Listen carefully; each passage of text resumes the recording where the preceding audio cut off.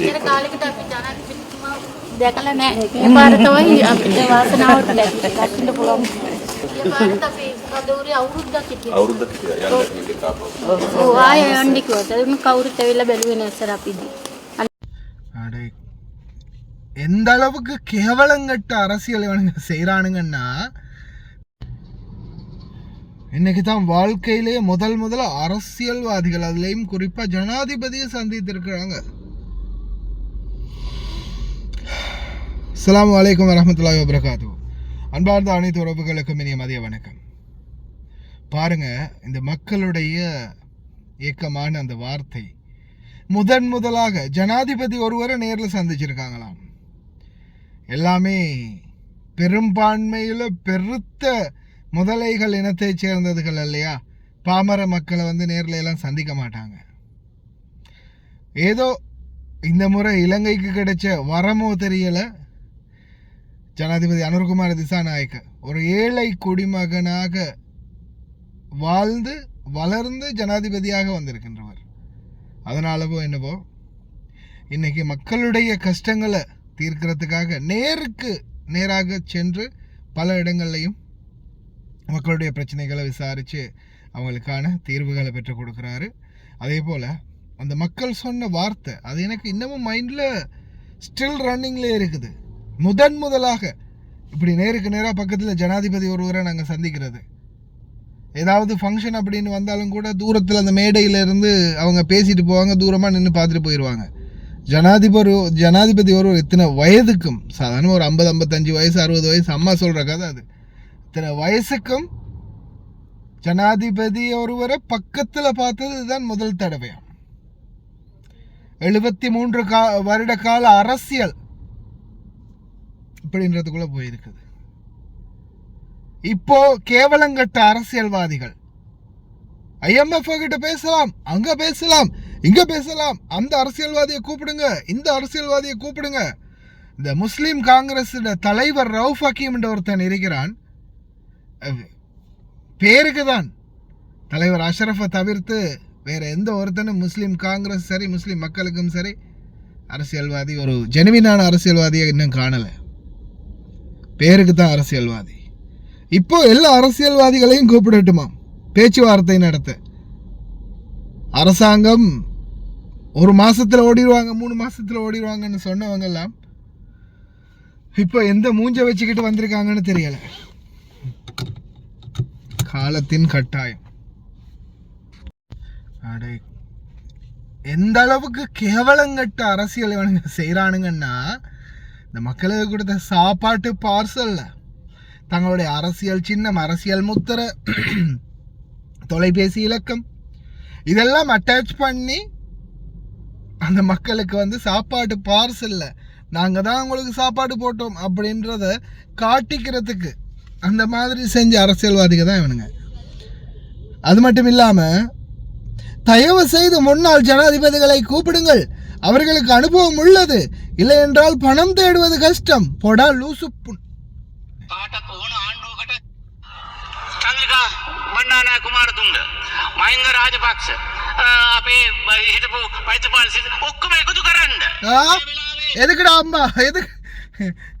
ரவுஃப் ஹக்கீம், உண்மையிலேயே ரவுஃப் ஹக்கீம், நீ எல்லாம் அரசியல்வாதின்னு சொல்றதை விட அறிவு கட்டவன்னு சொல்லலாம்.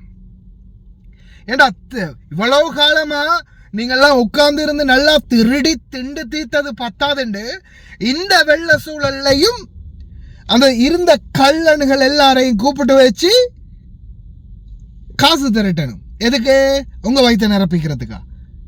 இவனையெல்லாம் இன்னமும் இவனுக்கு பின்னால கொஞ்சம் பேர் திர்றானுங்களே, நினைக்கும் போது அப்படி அடி வயிறு. தலைவர் அஷ்ரஃப்ன்ற ஒருத்தர் இருந்தாரு, சரியா? அஷ்ரஃப் அவர்கள் இந்த முஸ்லிம் மக்களுக்கான ஒரு குரலாக ஒரு தலைவனாக இருந்ததை தாண்டி, சரியா, அதுக்கு பிறகு அந்த முஸ்லிம்களுக்கு அப்படின்ற ஒரு பிரதிநிதித்துவம்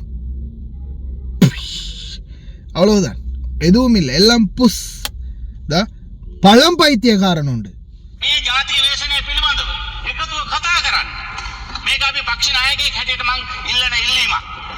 මේ ව්‍යසනයේදී මේ අපි නඩු කියන එක පස්සේ තියාගන්න நடுவெல்லாம் வழக்கெல்லாம் பிறகு வச்சுக்கொள்வோம்.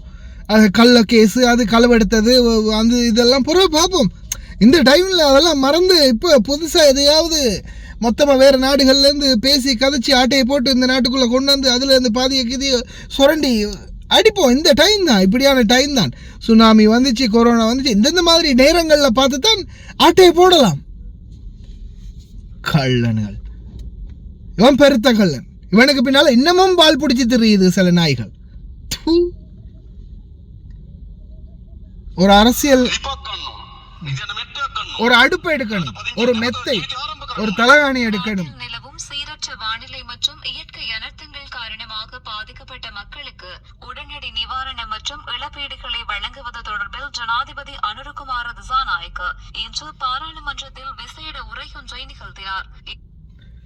இது அரசியல்வாதி, இது அரசியல்வாதி, மக்களின் தலைவன் அப்படின்னு சொல்லக்கூடிய அங்கீகாரம் உள்ள ஒரு அரசியல்வாதி. மக்களுக்கு அது செய்யணும், மக்களுக்கு இது செய்யணும், மக்களுடைய இந்த பிரச்சனையை பார்க்கணும், அந்த பிரச்சனையை பார்க்கணும், மக்களுக்கு இந்த வழியில் உதவி செய்யணும், அந்த வழியில் உதவி செய்யணும், மக்களை நேரில் போய் சந்திக்கணும். இப்படி சிந்திக்கிறவன் தான் தலைவன். இது இந்த டைம்ல தான் நாம எல்லா நாடுகள்கிட்ட பிச்சை எடுக்கணும். இந்த டைம்ல தான் எல்லா டைம் போய் கையேந்தணும். இந்த டேய் நீங்கள் யாரும் கையேந்த தேவையில்ல. இப்போ பார்த்தீங்க தானே எத்தனை நாடுகள்ல இருந்து உதவிகள் கிடைக்குது. ஆஸ்திரேலியன் எத்தனை 10 மில்லியன் 1 மில்லியன் ஆஸ்திரேலியன் டாலர்ஸ் கிடைச்சிருக்குது. இந்த வெளிநாடுகள்லேருந்து மக்கள் அனுப்புது.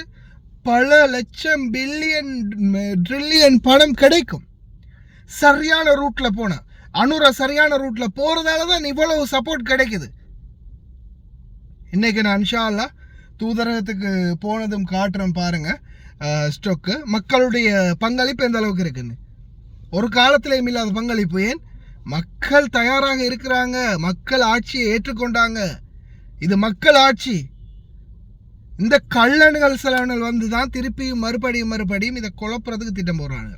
இனிமேலும் இலங்கை மக்கள் சிந்திச்சு செயல்படலைன்னா, இன்னமும் இந்த திருடனுக்கு பின்னால், திருடங்களுக்கு பின்னால் வால் பிடிச்சி போனாங்கன்னா, இதுக்கு பிறகு இலங்கையை மீட்க இன்னொரு அனுரகுமார இல்லை, இன்னொரு எவன் வந்தாலும் இலங்கையை மீட்டெடுக்க முடியாது. கடைசி வங்குரோத்து நிலைக்கு போய் இந்த சூடான், சோமாலியா, ஆப்பிரிக்கா மாதிரி ரோடுகளில் இலங்கை பணம் பண்டல் கட்டி விற்கப்படும்.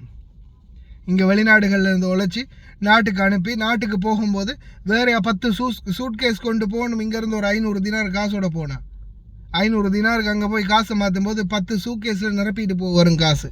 பணவீக்கத்தில் நிலைமை. ஒரு முட்டை 1 லட்சம் ரூபா கொடுத்து வாங்க வேண்டிய காலம் வந்தாலும் வரும்.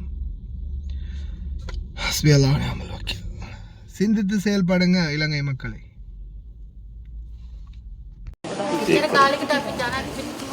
දැකලා නැහැ. මේ පාර තමයි අපිට වාසනාවට ලැබිලා කටින්න පුළුවන්. මේ පාරට අපි කවුරුරි අවුරුද්දක් හිටියා. අවුරුද්දක් හිටියා යන්න මේකේ තාපෝ. ඔව් ආයෙ යන්න කිව්වා. ඒක කවුරුත් ඇවිල්ලා බැලුවේ නැහැ සර් අපිදී. අනවසර ඉඩම කියලා අපි පවුල් අපිස්පා ඉන්නවා. මෙච්චර කාලෙකට කවුරුත් ආවේ නැහැ. මාසෙකට සැරයක් යස්සෝක් යට වෙනවා. මේ සැරේ සම්පූර්ණ යට වෙනවා. කාර්යාලවල ඔබට බුදු බලයක් ඒ ඉක්මනට පුළුවන් තරම් කොයි හරි දෙයක් හදලා දෙන්න. දේවල් ටික හදලා දෙන්න ජනයිති. දෙකේ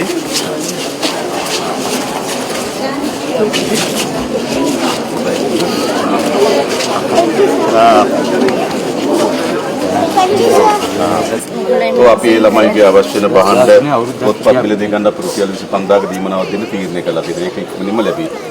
හරිද? ඊට පස්සේ අපි ඔයගොල්ලන්ට ඒ ඉන්න තැනට යන්න බැරි නම් අපි මාසෙකට ගෙවල් කුලියක් ගෙවන්නම්.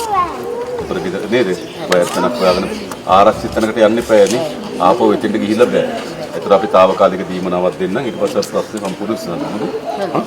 හරි එහෙනම්. රටේම කරන්න එපා ඒක නේද? අපි කවදද කරන්න බෑ සිටුේෂන් එක දන්නවනේ. සාහනයක් සැලසෙන විදියට අපිත් ඒකට උදව් කරන්න. ඒ විදිහට ජනාධිපතිතුමාට දෙන සහයෝගයට අපි ගොඩාක් ගරු කරනවා. ටීම් එකක් විදිහට මෙතන එන හැමෝම වෙනුවෙන් මම කතා කරන්නේ. and thank you so much. මෙතනට ඇවිල්ලා අපිව බලලා යන එකට ඊටමත් දුන්නා නම් ඒක ලොකු දෙයක්. කරන්න බලාගෙන ඉන්නකො.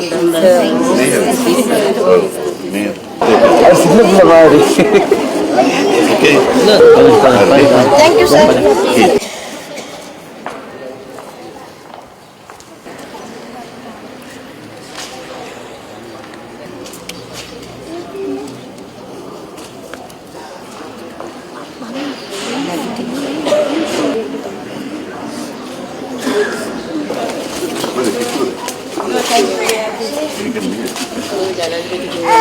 අපි අවුරුදු 30ක කාලයක් මේ යුනිටි ගම්මානයේ පදිංචි අය දෙතුන් වතාවක් අපි මේ කඳවුරු ගත කරලා තියෙනවා. දැනට අධි අවදානම් කලාපයක් හැටියට අපි දෙතින් යන පවුල් කීයක් කරලා තියෙනවද? තියෙන්නේ. පවුල් 56ක් ඉන්නවා ජනාධිපතිතුමනි. මේ ඔක්කොම එතනද? ඔව්. පාඩම් කරලා ආදායම් මාර්ග ජීවත් වෙන්නේ මම වැඩ සර්. කොහෙද? අනිත් අය මොනවද කරන්නේ?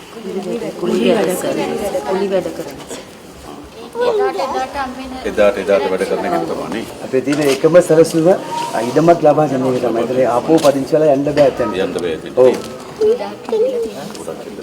ස්ථීර විසඳුමක් හොයාගන්න ඕනේ නේද? ආයෙත් එතනට යනවා. ආයෙ වැස්සක් ආපුවාම එනවා. ඒක තේරුමක් නෑ නේද? දැන් අපි දිසාපොත්තුම කියන ඉඩමක් හොයාගන්න පුළුවන් නේද? ඔව්. ඉඩම හොයාගත්තම අපි සල්ලි තවන්න. එතන ගෙවල් ටික හදාගන්න. මට කියන්නකෝ අවශ්‍ය ප්‍රමාණය.